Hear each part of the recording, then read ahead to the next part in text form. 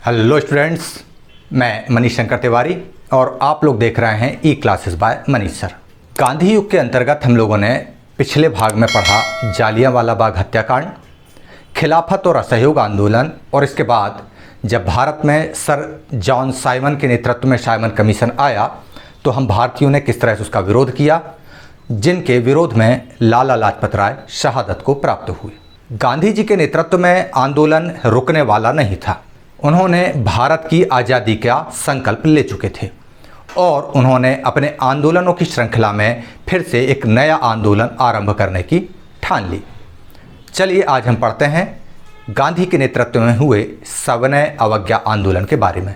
इसके साथ ही हम पढ़ेंगे दांडी मार्च, पूना समझौता और भारत छोड़ो आंदोलन के बारे में। चलिए हम आरंभ करते हैं। गांधी युग, सविनय अवज्ञा आंदोलन, दांडी मार्च, पूना समझौता और भारत छोड़ो आंदोलन। असहयोग आंदोलन के स्थगन के बाद स्वतंत्रता संघर्ष को किस तरह जारी रखा जाए, इसे लेकर कांग्रेस में मतभेद हो गए। कांग्रेस का एक पक्ष परिषदों के चुनाव को लड़कर परिषदों में प्रवेश करना चाहता था, जबकि दूसरा पक्ष परिषदों का बहिष्कार जारी रखना चाहता था। इन परिस्थितियों में हुआ क्या कि जो पक्ष परिषदों में प्रवेश का इच्छुक था वह कांग्रेस से अलग हो गया और उसने स्वराज पार्टी बना ली। दिसंबर 1929 की बात है। लाहौर, जो कि वर्तमान में पाकिस्तान में चला गया है, ये यहाँ पर स्थित है। अमृतसर के पास में बाघा बॉर्डर अमृतसर और लाहौर के बीच में पड़ती है। तो यहाँ पर दिसंबर 1929 में कांग्रेस का अधिवेशन आरंभ हुआ।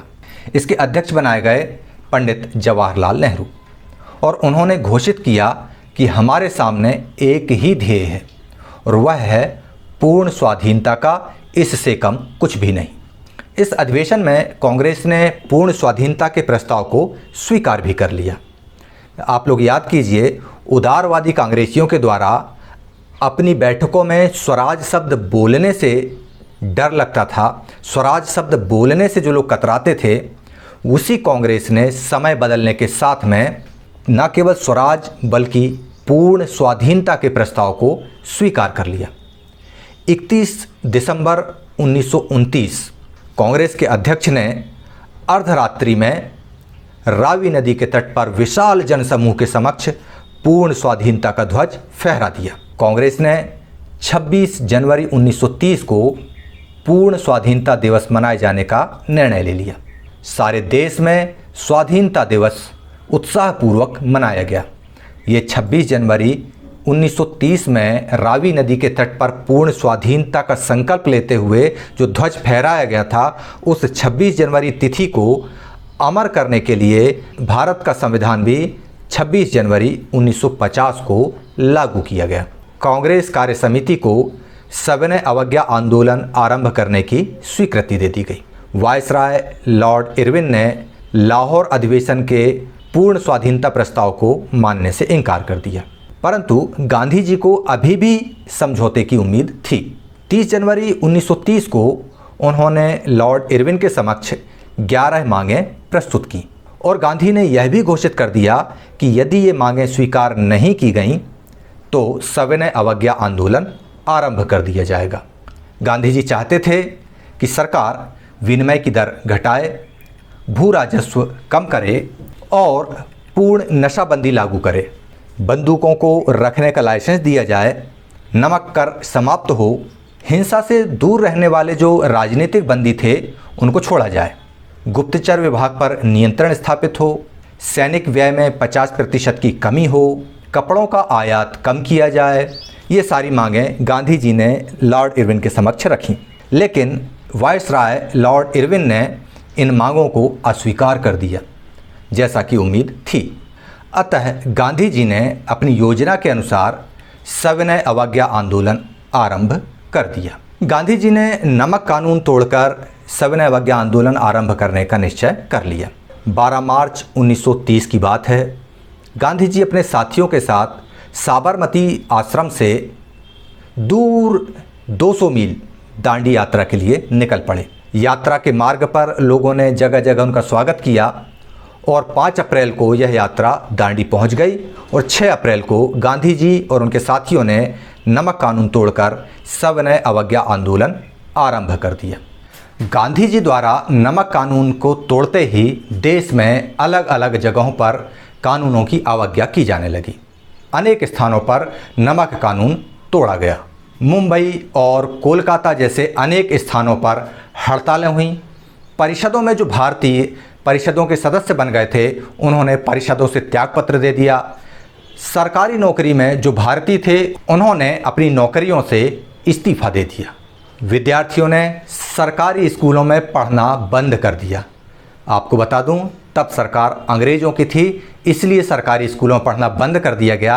अब सरकार भारत में हमारी अपनी चुनी हुई है, इसलिए सारे स्टूडेंट्स को सरकारी स्कूलों में ही पढ़ना चाहिए।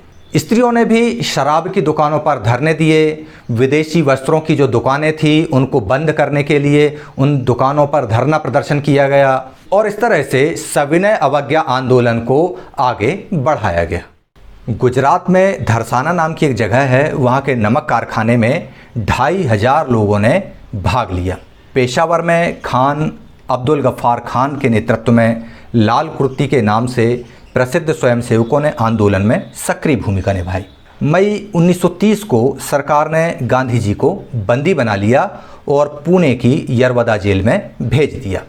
इसकी प्रतिक्रिया स्वरूप दिल्ली, कोलकाता, मुंबई, सोलापुर आदि स्थानों पर गांधी जी की गिरफ्तारी के बाद तैयब जी ने मोर्चा संभाला और जब तैयब जी को भी बंदी बना लिया गया तो उनके बाद सरोजनी नायडू के द्वारा मोर्चा संभाला गया, उनके द्वारा नेतृत्व प्रदान किया गया। जून 1930 तक आंदोलन अपने पूरे चरम पर पहुंच चुका था। लोग जुर्माना भरने के लिए तैयार हो गए थे, जेल जाना आम बात हो गई थी।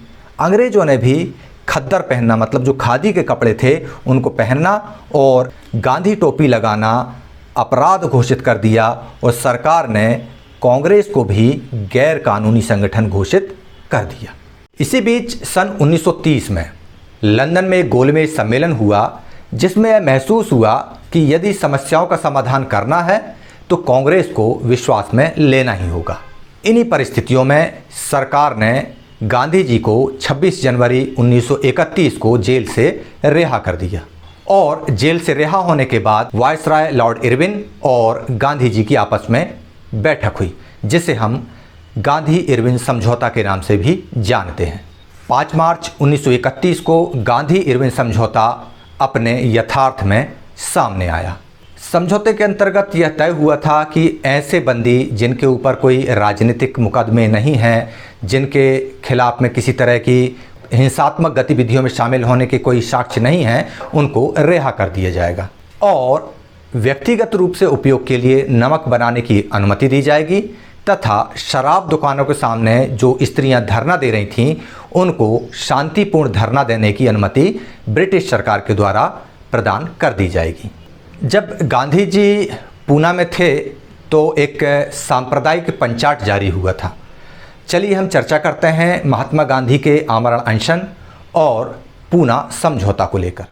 ब्रिटिश सरकार ने एक ओर तो दमन की नीति अपनाई, दूसरी ओर अपनी परंपरागत फूट डालो और राज करो की नीति का भी अनुसरण करते रहे। उन्होंने क्या किया कि हिंदुओं में फूट डालने के लिए उनमें से दलितों का पृथक निर्वाचन का प्रलोभन दे दिया। इस तरह से हिंदुओं में फूट डालने की जो अंग्रेज़ों की कुटिल सोच थी उसको गांधी जी समझ गए और उन्होंने इसका घोर विरोध किया। गांधी जी के विरोध के बावजूद भी हिंदुओं में फूट डालने की जो अंग्रेज़ों की मंशा थी वह कामयाब हुई और अगस्त 1932 में मैकडॉनल्ड का सांप्रदायिक पंचाट घोषित कर दिया गया और इसके अनुसार दलितों के लिए पृथक निर्वाचन और उनके स्थानों की घोषणा भी सुना दी गई और गांधी जी ने इस निर्णय का विरोध करते हुए इसके खिलाफ अपनी बात कही और जब उनकी बात नहीं मानी गई तो उन्होंने आमरण अनशन की घोषणा कर दी। गांधी जी आमरण अनशन पर बैठ भी गए। गांधी जी के आमरण अनशन से पूरा देश चिंता में डूब गया। ऐसे नाजुक मौके पर सवर्ण और दलित हिंदुओं ने सर्वसम्मत हल निकालने के लिए पूना में एक समझौता किया। यह समझौता गांधी जी और डॉक्टर भीमराव अंबेडकर के बीच हुआ। सरकार ने समझौते को स्वीकार कर लिया। अंततः गांधी जी ने आमरण अनशन समाप्त कर दिया और 2 मई 1933 को सरकार ने गांधी जी को रिहा कर दिया। 1935 में भारत सरकार अधिनियम लागू किया गया और इसमें द्वैध शासन को अनुमति प्रदान की गई, जिसमें प्रांतीय परिषदों को उत्तरदायी बनाया गया। हालांकि इस अधिनियम का भारतीय राजनीतिक दलों ने, स्वतंत्रता संग्राम सेनानियों ने विरोध किया, क्योंकि इसमें कहीं पर भी भारत को स्वाधीनता देने का निर्णय कहीं पर भी नहीं था। कोई बात स्वाधीनता देने की इस अधिनियम में नहीं की गई थी, ना ही कोई इशारा इसमें स्पष्ट किया गया था। 1935 के अधिनियम के प्रावधानों के अंतर्गत फरवरी 1937 में प्रांतीय विधान परिषदों के चुनाव हुए, जिसमें कांग्रेस ने भाग लिया और मंत्रिमंडलों का निर्माण भी किया। इस तरह से वह कांग्रेस जो अभी तक विरोध करती आ रही थी विधान परिषदों में जाने का, अब उसने 1935 अधिनियम के प्रावधानों के अंतर्गत परिषदों में अपनी हिस्सेदारी आरंभ की और वहां पर रहकर स्वाधीनता की बात करना आरंभ कर दिया। गांधी जी यहां रुकने वाले नहीं थे। अब गांधी जी निर्णायक लड़ाई के मूड में आ चुके थे और उन्होंने करो या मरो का नारा देते हुए गांधी जी ने भारत छोड़ो आंदोलन का एक नया राष्ट्रीय आंदोलन छेड़ दिया। यह भारत छोड़ो आंदोलन 1942 के वर्ष में आरंभ हुआ। यह एक ऐसा आंदोलन था जो यथार्थतः जन आंदोलन बन गया और धीरे धीरे करके यह आंदोलन भारतीयों के अंदर एक ऐसी प्रेरणा पैदा कर गया कि भारतीय स्वप्रेरणा से इसमें शामिल होने लगे और सभी के दिमाग में ये बात आ गई कि अब पूर्ण स्वाधीनता से कम कुछ भी नहीं होगा। और इसी मंशा के साथ भारत छोड़ो आंदोलन के लिए एक एक भारतीय प्रतिबद्ध हो गया, कटिबद्ध हो गया। इस आंदोलन के आरंभ होने के मूल कारणों में अनेक चीज़ें विद्यमान थीं। भारत जो है ऐसी स्थिति में नहीं था कि वो किसी तरह के युद्ध या संघर्ष की स्थिति में जाए, लेकिन जब द्वितीय विश्व युद्ध छिड़ा तो भारतीयों की मंशा के विरोध में जाकर अंग्रेज सरकार ने भारतीयों को भी द्वितीय विश्व युद्ध में झोंक दिया। भारतीयों को यह बात नागवार गुजरी, उन्हें यह बात पसंद नहीं आई और जब भारतीयों की बिना इच्छा के, भारतीयों की आर्थिक दयनीय स्थिति के बावजूद भी जब द्वितीय विश्व युद्ध में भारत को सम्मिलित होने के लिए मजबूर कर दिया गया, तो भारत में पुनः असहयोग आंदोलन आरंभ करने की बात गांधी जी ने कह दी। 8 अगस्त की आधी रात की बात है। बम्बई के ग्वालियर टैंक मैदान में भारत छोड़ो आंदोलन का प्रस्ताव बहुमत से पारित कर दिया गया। गांधी जी ने इस अवसर पर कहा कि प्रत्येक भारतवासी को चाहिए कि वह अपने आप को स्वाधीन मनुष्य समझे, उसे स्वाधीनता की यथार्थपूर्ण प्राप्ति या उसके लिए किए गए प्रयत्नों के लिए मर मिटने को भी तत्पर रहना चाहिए। गांधी जी ने कहा, पूर्ण स्वाधीनता से न्यून किसी भी बात से मैं संतुष्ट होने वाला नहीं हूँ। हम करेंगे या मरेंगे। गांधी जी के आंदोलन आरंभ करने के पूर्व ही 9 अगस्त की रात्रि को महात्मा गांधी, मौलाना आज़ाद, सरदार पटेल, जवाहरलाल नेहरू और सरोजिनी नायडू तथा कार्यकारिणी के अन्य सदस्यों को बंदी बना लिया गया और उनको पूना जेल भेज दिया गया। अंग्रेजी शासन के द्वारा इस तरह उतावलेपन में की गई इस कार्यवाही से लोगों का गुस्सा और भड़क उठा। जनसमूह सड़कों पर आ गया और हड़तालें, प्रदर्शन इत्यादि आरंभ हो गए। बम्बई, कोलकाता, सोलापुर, जबलपुर, वाराणसी, पटना आदि जगहों पर जत्थे के जत्थे बनाकर लोग सड़कों पर आने लगे और अंग्रेजी शासन के खिलाफ नारा बुलंद करने लगे, अंग्रेजों भारत छोड़ो। भारत छोड़ो आंदोलन का महत्व यह रहा कि इसने भारत की स्वतंत्रता को राष्ट्रीय आंदोलन की तात्कालिक मांग बना दिया। आंदोलनकारियों ने भी इस आंदोलन के दौरान पुलिस स्टेशनों पर आक्रमण किए, रेल की पटरियां उखाड़ डाली, सरकारी संपत्ति को जितना अधिक नुकसान पहुंचाया जा सकता था वह सब कुछ किया। अंग्रेजों द्वारा की जा रहे दमनात्मक कार्रवाई का जवाब भारतीयों ने भी हिंसात्मक रूप से दिया और इस तरह से भारत छोड़ो आंदोलन के दौरान अहिंसा के सारे मापदंडों को किनारे रखकर भारतीय जनमानस ने हिंसा का मार्ग भी अपना लिया। सरकार ने भी आंदोलन का दमन करने के लिए न केवल लाठियां बरसाईं बल्कि गोलियां भी चलाईं और वो भी अंधाधुंध तरीके से। कहा जाता है कि भारत छोड़ो आंदोलन के दौरान सरकार ने आंदोलन के दमन के लिए हवाई जहाज़ों से भी गोलियां बरसाईं। सरकार का दमन चक्र जैसे जैसे बढ़ता, भारतीय जनता के उपद्रव उतने ज़्यादा बढ़ते जाते। मध्य प्रदेश में भी जबलपुर, सिवनी, बैतूल, सागर और मंडला तथा विभिन्न देशी रियासतों में भारत छोड़ो आंदोलन ने जोर पकड़ लिया था। चूँकि भारत छोड़ो आंदोलन गांधी जी के नेतृत्व में कांग्रेस द्वारा प्रवर्तित था, इसलिए साम्यवादी दल, मुस्लिम लीग और हिंदू महासभा ने इस आंदोलन में अपना सहयोग नहीं दिया। हालांकि इन राजनीतिक संगठनों द्वारा कांग्रेस का विरोधी होने के कारण भले सहयोग न दिया हो, लेकिन आम जन ने व्यक्तिगत रूप से इस आंदोलन में अपनी पूरी सहभागिता दी।